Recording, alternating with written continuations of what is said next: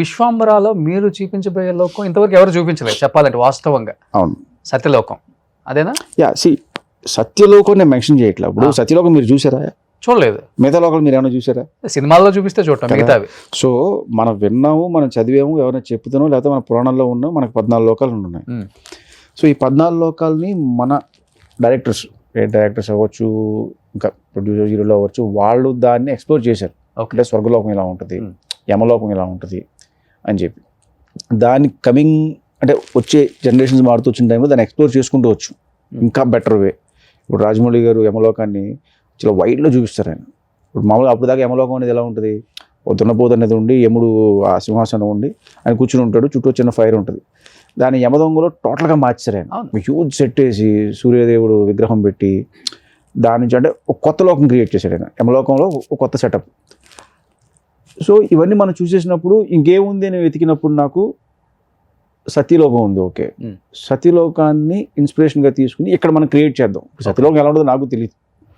So ఆ సత్యలోకం ఇన్స్పిరేషన్గా ఒక కొత్త లోకం క్రియేట్ చేద్దాం, ఒక కొత్త ప్లేస్ కావాలి. అది విశ్వంబర. అట్లీస్ట్ ఇప్పుడు ఆ లోకం ఎలా ఉంటుందో చూడటానికి కనీసం వెళ్ళాల్సి వస్తుంది థియేటర్కి మేమందరం. 100%. అంతేనా? లాక్ చేశారు బాగా ఫ్యాన్స్ని, సినిమా లవర్స్ని డెఫినెట్గా లాక్ చేశారు. కొత్త లోకం చూపిస్తున్నారు కాబట్టి. ఎలా ఉంటారు అక్కడ మనుషులు? మన సేమ్ హ్యూమన్ బీయింగ్స్ మనలాగే ఉంటారు, కానీ చిన్న చిన్నవి ఏంటంటే వాళ్ళకి చెవులు ఉంటాయి, పొడుగ్గా అయిన చెవులు పెద్దగా అవతార్లో చూసినట్ట అనుకోండి. ఆ పొడుగాటి చెవులు ఉంటాయి. ఎందుకు అంటే దానివల్ల వాళ్ళకు ఉన్నది దూరం నుంచి ఏదన్నా ఆపద వస్తున్నా, ఏదన్నా ప్రమాదం వస్తున్నా కూడా పసిగడతారు. శబ్దాన్ని చాలా ఫాస్ట్గా పసిగట్టే ఇది. అండ్ ఇది మన కల్చర్లో ఉంది, యాక్చువల్లీ మన పురాణాల్లో ఉంది. ఏనుగు చెవులు అంటే యానిమల్స్ చాలా చూడండి, చాలా చెవులు ఉంటాయి. అండ్ మన పాత సినిమాల్లో కూడా చాలా క్యారెక్టర్కి చెవులు పెట్టి ఉంటారు. అండ్ తర్వాత అవతార్ వచ్చిన తర్వాత నుంచి అది ఎక్కువ ఫేమస్ అయింది.